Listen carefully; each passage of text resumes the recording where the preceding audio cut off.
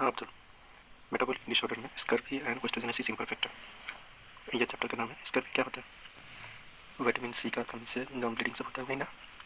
और osteogenesis imperfecta वो disease जिसमें बोन ज़्यादा फ्रेजाइल होता है। तो स्कर्वी में कह रहा है कि विटामिन डी की कमी होती है, ठीक है, डेफिशिएंसी। और after 6 to 12 month of deprivation, अगर 6 से 12 महीना तक डिप्राइवेशन हो, therefore not seen in neonate, इसलिए नियोनेट में नहीं दिखता, क्योंकि विटामिन सी की कमियाँ 6 से 12 महीने के बाद में ही होता है, इसलिए नियोनेट में नहीं दिखेगा। तो विटामिन सी के बारे में क्या होता है? फंक्शन ऑफ विटामिन सी क्या है, किस चीज़ में काम आता है? Function of vitamin C required for hydroxylation of lysine and proline.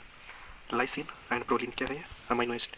तो ये दोनों अमाइनो एसिड के हाइड्रोक्सिलेशन में विटामिन सी का मतलब फंक्शन ऑफ विटामिन सी चाहिए। क्यों? क्योंकि hydroxylation of lysine and proline करानी हो तो उससे क्या होता है? Cross linking of collagen fibre. और उसके बाद हाइड्रोक्सिलेशन होने के बाद में क्रॉस लिंकिंग होता है कोलेजन फाइबर की। कोलेजन फाइबर क्या होता है? बोन में होता है। इंटीग्रिटी ऑफ वेसल्स, जिससे वेसल्स की इंटीग्रिटी बनती है। If no cross linking predisposition to haemorrhage, कह रहा है कि कोलेजन क्रॉस लिंकिंग होता है विटामिन सी से हाइड्रोक्सिल लाइसिन और प्रोलीन के हाइड्रोक्सिलेशन से क्रॉस लिंकिंग बनती है। अगर तो इंटीग्रिटी बना रहता है वेसल का। अगर क्रॉस लिंकिंग नहीं हुआ तो क्या होगा? प्रेडिस्पोज टू हेमरेज। तो इसलिए भी विटामिन सी की इंजेक्शन दिया जाता होगा फ्रैक्चर वाला पेशेंट को, ताकि उसकी वेसल की इंटीग्रिटी बनी रहे, हेमरेज कम हो। और क्या होगा ये होने के बाद? तो क्लिनिकल फीचर में देखिए, गम ब्लीडिंग होता है, गम से ब्लीडिंग होगा। सूडो पैरालिसिस हो जाता है, false paralysis.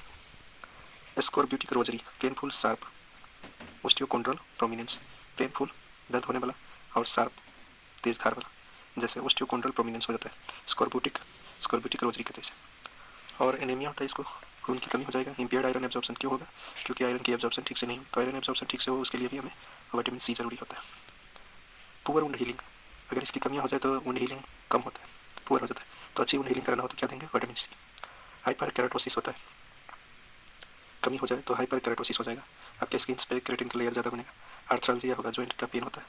आर्थरालजिया and muscle weakness, और मसल्स की वीकनेस होता है। मसल वीकनेस के पेशेंट हो, आर्थरालजिया का पेशेंट हो, हाइपर केराटोसिस का पेशेंट हो, तो उसे विटामिन सी दिया जाए। एक बार फिर देखते हैं कि ब्लीडिंग होती है, गम से सूडो पैरालिसिस होती है, स्कोर्बुटिक रोजरी होती है जो पेनफुल सा पोस्टकोंड्रल प्रोमिनेंस है, एनीमिया हो जाए क्योंकि इम्पेयर्ड आयरन एब्जॉर्प्शन होता है, poor wound healing, hyper keratosis, arthralgia, joint pain होगा और मसल वीकनेस होती है। उसके बाद में इस फिगर को ठीक से देखो, एपिफाइसिस के ऊपर में क्या है? गोला सा। एपिफाइसिस की जगह पे उसे कहते हैं विमबर्गर साइन। और उसके नीचे व्हाइट लाइन ऑफ फ्रैंकल, और नीचे है पेल्किन फ्रैक्चर। तो एक्सरे में हम क्या देखेंगे? विटामिन सी के स्कर्वी वाला पेशेंट में ओस्टियोपेनिया होता है, बोन की जो डेंसिटी थी वो कम हो गई तो ग्राउंड ग्लास अपीयरेंस दिखता है एक्सरे में, ओस्टियोपेनिया की वजह से।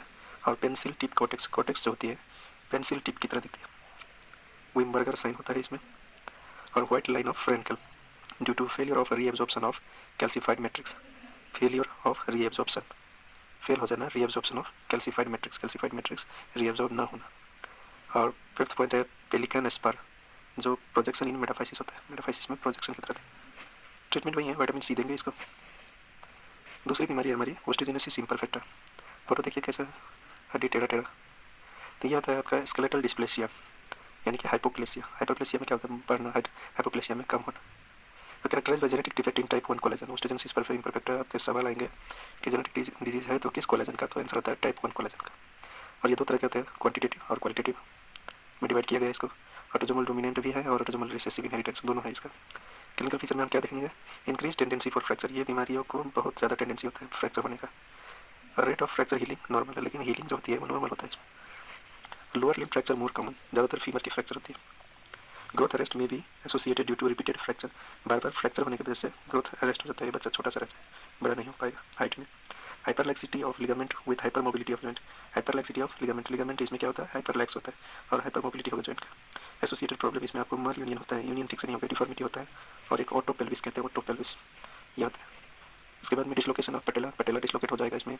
रेडियल हेड वो भी डिसलोकेट हो जाएगा, और रेयर है लेकिन होता है। When the disease is severe, अगर डिजीज बहुत सीवियर है तो मरीज का स्कल जो होता है बहुत सॉफ्ट हो जाएगा, और ऐसे सॉफ्ट मेम्ब्रेनस भी हो जाता है, मेम्ब्रेन की तरह। Death is due to intracranial haemorrhage और रेस्पिरेटरी इनसफिशिएंसी। तो ओस्टियोजेनेसिस इम्परफेक्टा की बीमारी मरता है क्यों? इंट्राक्रेनियल हेमरेज होने की वजह से ब्रेन में हेमरेज होगा, और रेस्पिरेटरी इनसफिशिएंसी, रेस्पिरेटरी प्रॉब्लम आएगा। ऑकुलर फीचर के नाम पे इसमें ब्लू स्क्लेरा दिखता है, ऑकुलर इन्वॉल्वमेंट होता है जिसमें ब्लू स्क्लेरा, नीला सा स्क्लेरा। और सैटर्न रिंग और आर्कस जुवेनालिस, सैटर्न रिंग और आर्कस जुवेनालिस ओस्टियोजेनेसिस इम्परफेक्टा में आँख में दिखता है। रेटिनल डिटैचमेंट होता है इसमें, और हाइपरोपिया भी दिखता है।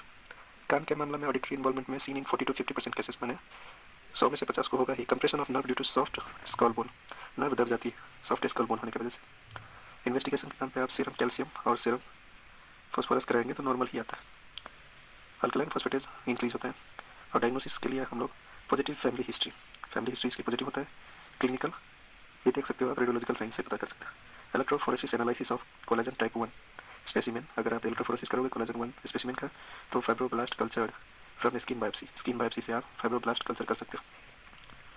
प्रीनेटल अल्ट्रासाउंड कर सकते हो जिसमें आप मल्टीपल फ्रैक्चर देखोगे। ट्रीटमेंट के नाम पे सीख कबाब तो हम लोग को खाने पीने वाला चीज़ लगता है, लेकिन सीख कबाब ओस्टियोटोमी जो होता है वो ओस्टियोजेनेसिस इम्परफेक्टा में किया जाता है। और दूसरा और सोएफिल्ड मिलर प्रोसीड्यूर किया जाता है।